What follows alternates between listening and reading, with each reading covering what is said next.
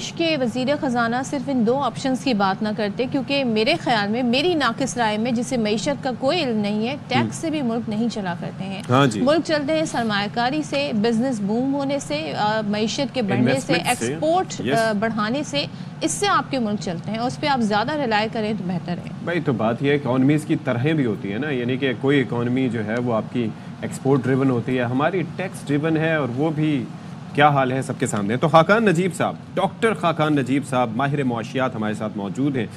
Doctor साहब, thank you so much for your time. और साल के आखिर में हमारी गुफ्तगू हो रही है और मुलाकात हो रही है, परहैप्स इंशाल्लाह 2025 में फिर आपसे मुलाकात होगी।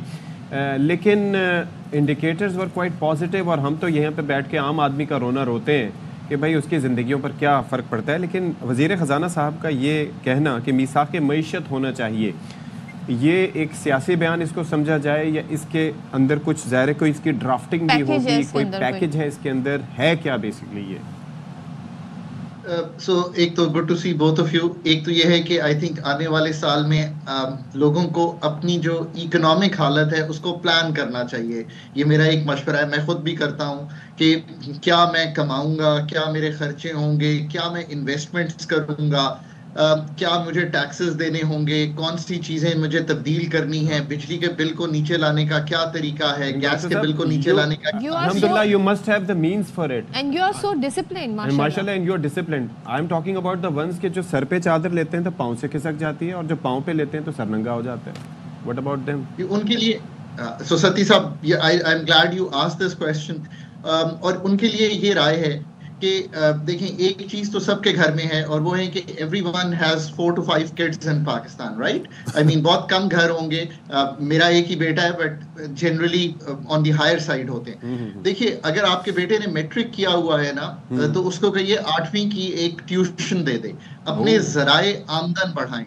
मैं आपको एक गुजारिश इसलिए कर रहा हूं कि आने वाले साल में लोगों को अपने ऊपर फोकस करना है। इससे मतलब यह है कि अपनी इकोनॉमिक्स को जितना बेहतर कर सके। अगर 1000 रुपया भी महीने की सैलरी में ऐड होता है एक्स्ट्रा कमाई से, चाहे उनका बेटा 8वीं की ट्यूशन दे दे, उससे उसकी सीवी भी डेवलप होगी, और उसकी जो इनकम है उससे घर का 1000 रुपया बढ़ जाएगा। All I am trying to say is कि the next 2 days should be designing 2025 के वो ऐसे ही ना गुजर जाए, बल्कि उनकी जो भी प्रायोरिटीज हो, जिस सतह पर भी हो।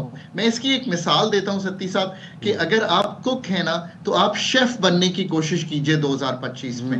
अब तो आप किसी दोस्त के पास जाइए, उसे कहिए कि सदफ को कहिए कि YouTube पे सिखा दे कि 4 नए खाने क्या हैं, तो आपकी वैल्यू बढ़ जाएगी। That is what Sadaf was saying, कि हर इंसान अगर अपनी सलाहियत, अपनी प्रोडक्टिविटी, अपनी पैदावारी सलाहियत बेहतर करेगा, तो तब ये मुल्क चलेगा। इसका मतलब है कि सदफ ये कह रही हैं कि एग्रीकल्चर की पैदावारी सलाहियत अगले साल में बढ़नी चाहिए। हुकूमत को इस तरह सोचना है। सदफ भी यही कह रही हैं। एक्सपेंसेस कम नहीं होंगे, आपको अपने जो ज़राए आमदन है वो बढ़ाना होंगे।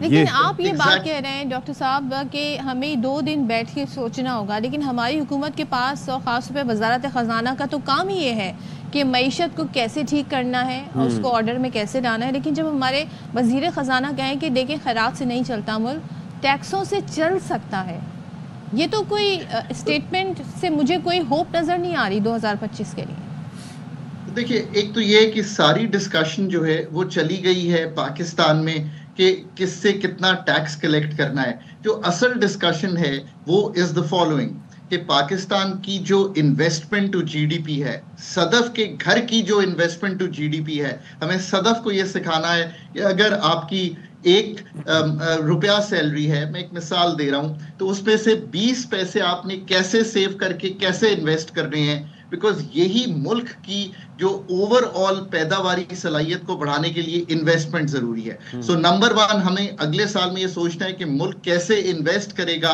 To grow. अब ग्रोथ के अलावा कोई और तरीका नहीं है, यानी कि इनकम ग्रो करने के अलावा, चाहे वो सत्ती साहब और सदफ के घर पे हो, चाहे वो पूरे मुल्क में हो, और वो पैदावारी सलाहियत बेहतर करके होगा। दूसरी चीज ये है कि हमें ये सोचना है कि हमें एज अ कॉम एफिशिएंट कैसे होना है, यानी कि डोंट वेस्ट योर टाइम। मैं ये भी लोगों इंडिविजुअल लेवल पे आता हूँ, और ऑन द लार्जर स्केल क्या हम एनर्जी सेक्टर को एफिशिएंट कर सकते हैं? आई थिंक ये नंबर 2 डिटर्मिनिंग फैक्टर होगा अगले साल का। सर मैं तो हैरान इस चीज़ पे आता हूँ, आपने एनर्जी सेक्टर की बात की, अभी ये जो हमारे यहाँ एक तो मसला क्या है, सबसे सस्ती बिजली अगर देखा जाए जो कि नेशनल ग्रिड का हिस्सा है वो हाइडल से बनती है, लेकिन वो भाषा डैम है वो 2008 से 14 तक बनना था, अभी तक उसका कोई पता नहीं है कब बनेगा, सबसे सस्ती। उसके बाद देखें न्यूक्लियर पावर से भी जो एनर्जी बनती है वो भी निस्बतन कम कीमत होती है, 13 से 14 रुपए फी यूनिट पड़ती है कंपैरेटिवली। लेकिन अगर ये जो कैनप के पावर प्लांट्स की बात करें जो दो इस वक्त K2 और K3 काम कर रहे हैं, ये 1200 मेगावाट बिजली बना सकते हैं। उनसे कम बिजली क्यों ली जा रही है और महंगी बिजली क्यों खरीद के सिस्टम में डाली जा रही है? ये इसके रिस्पॉन्सिबल कौन है, जवाबदेह कौन है? मजीद मीन्स पैदा करना तो अपनी जगह है, लेकिन जो एग्जिस्टिंग मीन्स है उनको यूटिलाइज प्रॉपरली कौन नहीं कर रहा? एनर्जी के पूरे सेक्टर की तंजीम नौ करनी है, और ये इसलिए करनी है कि हमने आसानी पैदा करनी है कि लोग कारोबार कर सकें, हमने कॉस्ट ऑफ डूइंग बिजनेस को नीचे लाना है। अगर हम इन दो कामों पे अगर अगला साल जो है we declare it as a year of investment, as a year of energy efficiency, तो बहुत से जो पाकिस्तान के डोमेस्टिक भी मामलात हैं और जो ओवरऑल इकोनॉमी के मामलात हैं मैक्रो, वो बेहतर होना शुरू हो जाएंगे। पर इसके करने के लिए जैसे आपने सती साहब कहा, मैंने कल एक आर्टिकल लिखा है, उसका टाइटल है shadows of uncertainty, the news अखबार में छपा भी है।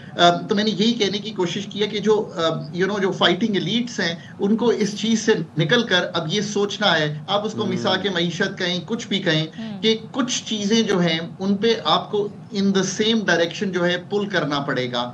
और ये जो स्टेट ऑफ अनसर्टेनिटी है मुल्क में, स्टेट ऑफ जिसे कहेंगे डिसइक्विलिब्रियम है कि मैंने कम कर दिया है टीवी देखना, इसलिए कि हर वक्त जो खबरें हैं वो ऐसी होती हैं कि वो डिस्टर्बिंग होती हैं। We have to go into, हमें कौम को भी एक ऐसी सतह पर ले जाना है कि उनका दिन नॉर्मल गुजरे और वो अपने बारे में सोचें। खबर मुतवाजिन तो नहीं हो सकती डॉक्टर साहब, खबर तो होगी जो रिफ्लेक्ट होता है, हकायक मुतवाजिन तो नहीं होते कि हम उसको बैलेंस कर सकें। It is what it is. So उन हकाइक, I agree with you. So उन हकाइक को हमें ठीक करना है ताकि ये जो एक स्टेट ऑफ अनसर्टेनिटी है इससे मुल्क को निकाला जा सके। ये इतना मुश्किल नहीं है। आई थिंक अनसर्टेनिटी बहुत ज्यादा हो गई है, कुछ चीजों पे तो अग्री करना पड़ेगा ना, चाहे वो पॉलिटिकल स्टेबिलिटी हो, कैसे हमने वो ह्यूमन रिसोर्स लाना है जिसकी सत्ती साहब कह रहे हैं कि जी ठीक करें आप एनर्जी सेक्टर को। देखिए टैक्स तो एक जुज है छोटा सा इकोनॉमी का, इकोनॉमी चलेगी जी, इकोनॉमी चलेगी, एक्सपोर्ट्स होंगी, लोग कमाएंगे, तो फिर हम एक मुतवाज़न टैक्स निज़ाम। एक फैक्टर इसमें ये भी है ना, बात ये है कि हम, thank you so much for your time, लेकिन हम ये एक चीज़ सोच रहे थे कि जिस तरीके से अगर टैक्स है और अगर हमारे पास इनकम के ज़राए कम है तो हमारी स्पेंडिंग्स भी उसी हिसाब से कम होनी चाहिए ना। एक जानिब हम टैक्स फ्री पेंशन्स दे रहे हैं, एक जानिब हम वज़रा को नवाज रहे हैं 800% आगे बढ़ा के, हम ब्यूरोक्रेसी के लिए गाड़ियां खरीद रहे हैं, नई और जदीद तज़ीन और आराइश कर रहे हैं। अपने खर्चे कम करेगी तो कुछ मईशत में बेहतरी आएगी।